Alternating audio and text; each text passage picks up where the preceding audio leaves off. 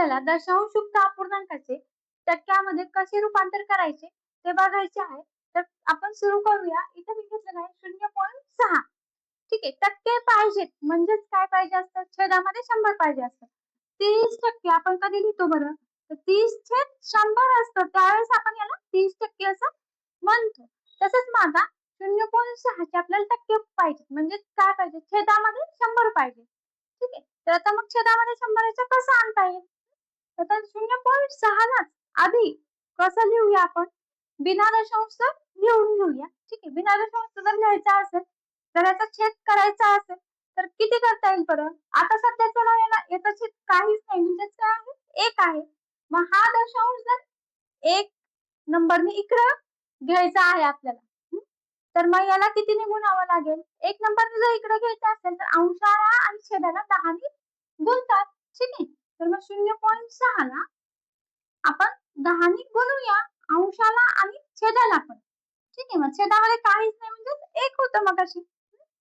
मग 0.6 ला जर 10 ने गुणलं तर हा दशांश इकडे आला. ठीक आहे. म्हणजेच किती आलं? 6/10 आलं. आता हे डायरेक्ट पण आपल्याला लिहिता येतं. 0.6 बरोबर 6/10 तुमच्या लक्षात नाही येणार म्हणजे तसं सांगितलं आहे. ठीक आहे. आता 6/10 आलेलं आहे. मगाशी जर आपल्याला अपूर्णांक आलेला आहे. अपूर्णांकाचं टक्क्यात कसं रूपांतर करायचं मी माझ्या लास्ट व्हिडिओमध्ये सांगितलेलं. तरी पण आपण बघूया. मग इथं 10 आहे. आपल्याला 100 आणायचं आहे. म्हणजे या अपूर्णांकाला आपल्याला पण अजून एकदा 10 ने गुणावं लागेल. ठीक आहे. अंशाला आणि छेदाला. ठीक आहे. गुणिले 10. अपूर्णांकाला जर किंमत स्थिर ठेवायची असेल तर अंशाला आणि छेदाला दोघांना पण गुणावं लागतं. म्हणजे 60/100 आला तर छेदामध्ये 100 आलं नाही आलं. हे झाले 60%. ठीक आहे. 1.7 चे टक्के. आता 1.7 ला एवढं मी करत बसत नाहीये. 1.7 चा छेद 1 आहे. 1.7 चा हा दशांश इकडे घालायचा 1 नी म्हणजे 1.7 चा छेद किती द्यावा लागेल बरं? तर याला जर 17 करायचा असेल, हा दशांश 1 नी इकडे घालायचा असेल तर याचा छेद 10 येईल. ठीक आहे. इथल्यासारखीच स्टेप. 1.7 गुणिले 10 आणि खाली पण 10. इथले ही स्टेप करायची. ठीक आहे. मग इथे मी दाखवत नाही तुम्हाला. समजा 1.7 गुणिले 10 आणि खाली पण 10 ने गुणलं आणि हे आलं. आता इथं परत 10 आलाय छेद. एकदम सोपं आहे. मग हा छेद जर 10 आला असेल तर त्याला डायरेक्ट पण आपण याला वाढवू शकतो. ठीक आहे. किंवा 10 ने गुणू शकतो. ठीक आहे. अंशाला आणि छेदाला जर 10 ने गुणलं तर किती येईल बघा? 170/100 म्हणजेच किती आहे? 170% येईल. ठीक आहे. आता पुढचा एक्झाम्पल आहे 0.08. आता इथे याचा जर दशांश काढायचा असेल तर दशांश नंतर किती संख्या आहेत बरं? 2 संख्या आहेत. ठीक आहे. म्हणजे याचा जर दशांश काढायचा असेल आपल्याला तर अंशाला आणि छेदाला कितीने गुणावं लागेल? 100 ने गुणावं लागेल. तर याचा हा दशांश निघून जाईल. ठीक आहे. तर मी अंशाला आणि छेदाला 100 ने गुणते. ठीक आहे. छेद एकच आहे तर. ठीक आहे. किंवा तुम्हाला जर असं नसेल समजत तर तुम्ही डायरेक्ट पण लिहू शकता. इथे बघा 0.8 चा जर दशांश काढायचा असेल तर इथे बघा 1, 2 दशांश नंतर किती संख्या आहेत? 2 संख्या आहेत. तर मग छेदामध्ये पण आपण 2 संख्या 1 वर 2 शून्य द्यायचे. ठीक आहे. आलं लक्षात? म्हणजेच किती झालं हे? 8%. खाली छेदात 100 आलं की उत्तर आलं आपलं. ठीक आहे. आता इथे आपण थोडंसं डायरेक्ट जाऊया. आता इथे बघा दशांश नंतर 2 संख्या आहेत म्हणजे छेदामध्ये किती येईल? एक दशांश जर काढायचा असेल आपल्याला इथला तर 1 पुढं आपल्याला किती शून्य द्यावे लागतील? 2 शून्य द्यावे लागतील. 1, 2. ठीक आहे. 2 शून्य दिले. म्हणजेच ऑटोमॅटिक छेदामध्ये 100 आलेलं आहे. ठीक आहे. म्हणजे किती आलं? 67%. अजून एकदा समजून घ्या. छेदामधलं जर अंशामधला जर आपल्याला दशांश काढायचा असेल तर दशांशानंतर 2 संख्या आहेत.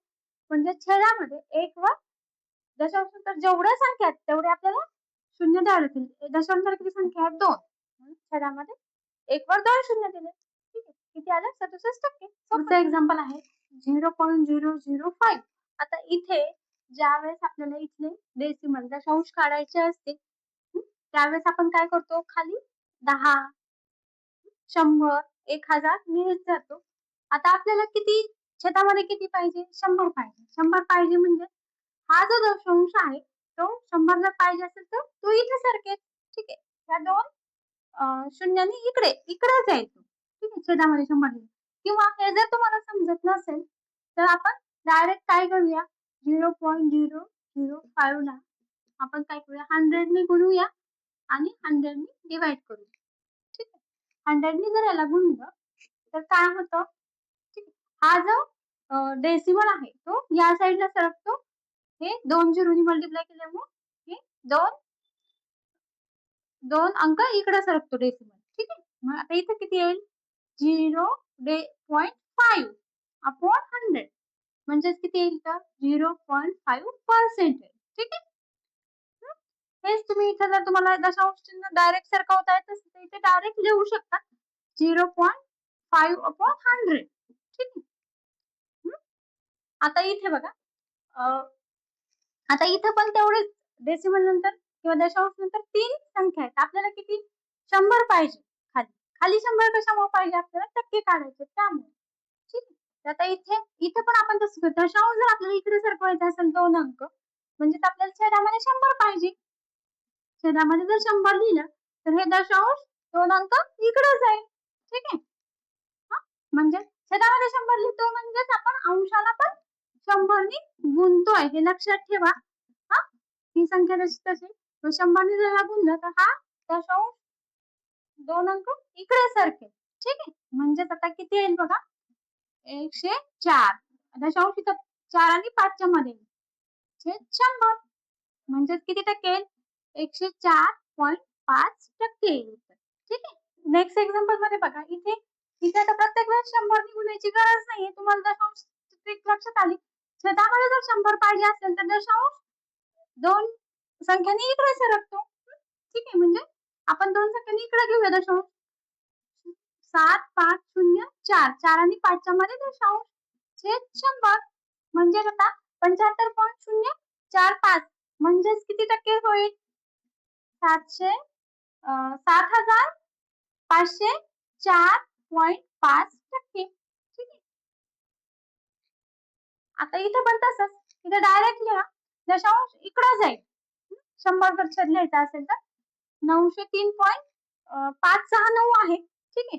दशांश छेद जर 100 लिहायचं असेल दशांश इकडे सरकूया इथं 90356 आणि इथे दशांश घेऊया 6 आणि 9 च्या मध्ये छेद 100 म्हणजेच किती टक्के झाले बघा 90,356.9%. ठीक आहे. तर टक्के जर दशांश संख्येचे काढायचे असेल तर तुम्हाला छेदामध्ये 100 10 किंवा 1000 दिले तर दशांश चिन्ह इकडे सरकते का इकडे हे व्यवस्थित क्लिअर करून घ्या. म्हणजे तुम्हाला हे एक्झाम्पल तुम्हाला तोंडी पण करता येण्यासारखे आहे. व्हिडिओ जर आवडला तर लाईक आणि सबस्क्राईब करायला विसरू नका. थँक्यू.